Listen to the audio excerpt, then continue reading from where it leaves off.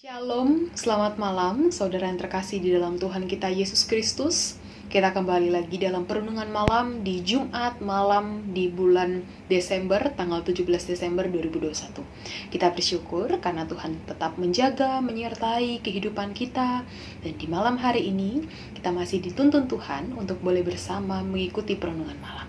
Oleh sebab itu saudaraku, kita yang datang hendak membaca dan merenungkan firman Tuhan. Mari bersama kita minta bimbingan Roh Kudus, kita satu di dalam doa. Kita berdoa.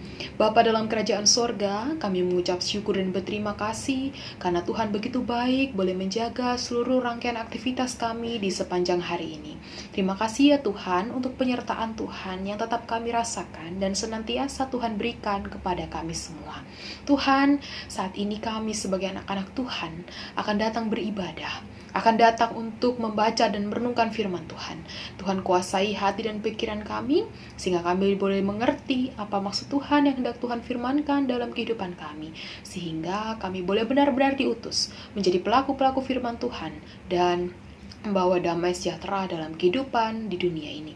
Terima kasih Tuhan, kami akan merenungkan firman Tuhan. Tuhan hadir dalam hati kami. Berfirmanlah kepada kami karena kami siap mendengarkan. Amin. Saudaraku yang terkasih di dalam Tuhan kita Yesus Kristus, pembacaan Alkitab kita di malam hari ini terambil dari Mazmur pasal 97 ayat yang ke-10 hingga ayat yang ke-12.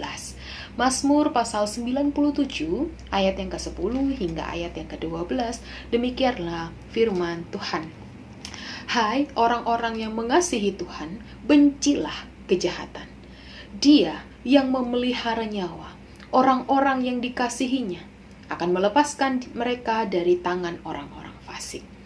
Terang sudah terbit bagi orang benar, dan sukacita bagi orang-orang yang tulus hati. Bersukacitalah karena Tuhan, hai orang-orang benar, dan nyanyikanlah syukur bagi namanya yang kudus. Demikianlah pembacaan Alkitab kita di malam hari ini. Saudaraku yang dikasihi oleh Tuhan, salam sejahtera selalu bagi kita semuanya. Siapa yang tidak bahagia kalau orang mendapatkan berkat lebih? Misalnya, mendapatkan THR Natal dari kantor, mendapat bantuan sembako dalam rangka penyambutan memperingati hari Natal, sukacita sebab diberi kesehatan banyak, kenaikan pangkat, kemudian kelebihan materi di bulan-bulan Natal, lalu kebutuhan yang kita inginkan tercukupi dan dibutuhkan dapat kita terima. Nah, saudaraku yang dikasihi oleh Tuhan, jika dapat dikatakan demikian, orang akan bersukacita. Bersukacita karena apa? Mendapatkan sesuatu yang dia inginkan dan dia butuhkan. Namun, bersukacita dalam keadaan dunia ini saat ini penuh dengan berbagai jenis kejahatan, penuh dengan berbagai jenis masalah, agaknya membuat kita sulit. Bagaimana kita bisa merasakan sukacita di masa pandemi ini? Bagaimana kita bersukacita ketika ada banjir, musibah, Gunung Semeru yang erupsi di sekitar lingkungan saudara-saudara kita? Pertanyaan, bagaimana kita bersukacita kalau kita masih belum mendapatkan pekerjaan? Bagaimana kita bersukacita jika kita tetap mengalami sakit dan belum kunjung sembuh? Dan masih banyak lainnya. Orang akan banyak datang berseru kepada Tuhan dan menginginkan pertolongan, menginginkan kebenaran dan perbuatan ajaib yang Tuhan berikan dan menghampiri sesama kita, manusia yang membutuhkan pertolongan. Nah, saudaraku yang dikasihi oleh Tuhan, lewat pembacaan Alkitab kita di malam hari ini, dikatakan bahwa orang akan menerima sukacita di dalam dirinya ketika ia tetap hidup setia di dalam Tuhan, menaruh segala kepercayaannya, menaruh segala harapannya di dalam Tuhan dan berlaku benar. Teks bacaan kita di malam hari ini memaparkan bahwa Tuhan Allah itu memang benar dan adil. Allah pasti menjalankan penghukuman bagi orang-orang fasik, orang-orang yang tidak mau menerima dan menyangkal dirinya. Mereka akan dihukum karena mereka tidak percaya kepada Allah dan menindas umatnya. Mari kita lihat Israel. Israel mendapatkan perlakuan yang berbeda dari Tuhan karena Israel ternyata diselamatkan oleh Tuhan. Tuhan belas kasihan. Tuhan mengampuni dan membebaskan bangsa Israel dari orang fasik. Bagaimana orang fasik ini banyak menindas mereka? Nah, pertanyaannya saudaraku, mengapa Israel mendapatkan hal itu? Karena bangsa Israel ternyata ia percaya, ia mengasihi Tuhan Allah. Israel bertobat dan hidup kembali setia. Mereka beribadah kepada Tuhan, membenci kejahatan, dan memiliki hati yang tulus di dalam Tuhan. Inilah sukacita yang sesungguhnya. Tuhan Allah memperlihatkan kasih-Nya dengan melepaskan bangsa Israel dari penindasan dan membawa mereka kepada kemenangan. Keselamatan ini mendatangkan sukacita, dan sukacita ini yang harus membuat mereka semakin bersyukur kepada Tuhan. Bahwa apa? Dalam peperangan, dalam penindasan oleh orang, Tuhan Allah tetap setia dengan janjinya. Tuhan Allah yang adalah Raja tetap setia dengan apa yang sudah Dia janjikan, yaitu tetap akan melindungi bangsanya. Nah, saudaraku yang dikasih oleh Tuhan, mari kita berefleksi. Ketika kita ada sampai di saat ini, itu semua karena anugerah Tuhan yang menyertai kita. Kehidupan kita harusnya 100% tetap dikendalikan oleh Tuhan. Namun pertanyaannya, ada beberapa dari kita yang masih dalam gumul harap, permohonan penuh di dalam Tuhan. Pertanyaan dalam hati, Tuhan, saya sakit, tapi saya tidak kunjung sembuh. Akankah Tuhan tidak mengasihi saya lagi, Tuhan? Bapak, Ibu, Saudaraku yang dikasihi oleh Tuhan, bukan begitu cara pandang dan pemikiran kita. Ketika kita sakit, kita semakin mendekatkan diri di dalam Tuhan.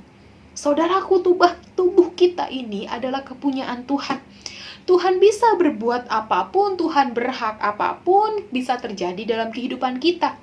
Jika kehidupan kita, jika saat ini kita ada dalam keadaan lemah tubuh, itu artinya kita tetap diminta untuk tetap selalu berharap, bersandar penuh di dalam Tuhan.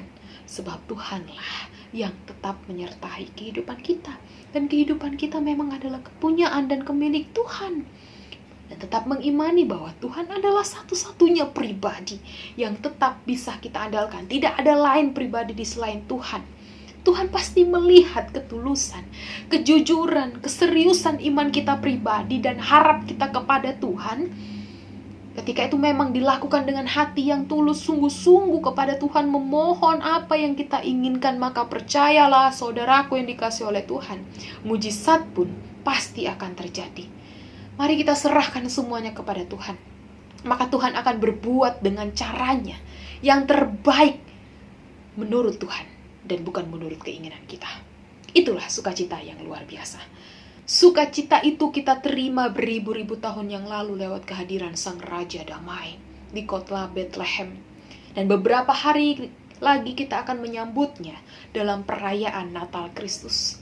Kelahiran Kristus di dunia membuat orang-orang yang dalam pengharapan, orang-orang yang dalam penindasan, orang-orang yang dalam sakit penyakit diberikan harapan baru untuk semangat menjalani kehidupan yang ada. Mengapa demikian, saudaraku? Kehadiran Kristus harus kita sadari dan keimani, membuat kita tidak takut lagi dengan apa yang akan terjadi ke depannya. Akan apa yang akan terjadi di masa depan, baik sakit penyakit, kegagalan, kecewaan, takut, kehancuran, dan lain sebagainya. Sebab Tuhanlah yang akan selalu menjaga dan menopang, menyertai kehidupan kita karena kita adalah milik kepunyaannya Allah. Janji Tuhan tetap selalu digenapi bagi kita. Kita tetap akan dipimpin, ditolong, ditopang oleh Tuhan. Oleh sebab itu saudaraku, sampai di hari ini ketika kita masih dalam pergumulan, tetap percayalah kepada Tuhan dengan selalu menunjukkan kasih setia serta melakukan yang baik. Tunjukkanlah iman harap penuh kepada Tuhan dengan hati yang tulus. Maka kita akan menerima sukacita yang Tuhan berikan seturut dengan kehendak Tuhan. Tuhan memberkati kita. Amin. Mari kita berdoa Bapak Ibu Saudaraku. Bapa di dalam kerajaan sorga, terima kasih untuk firman Tuhan pada malam hari ini. Kami mengucap syukur sebab Tuhan baik berperkara dalam kehidupan kami.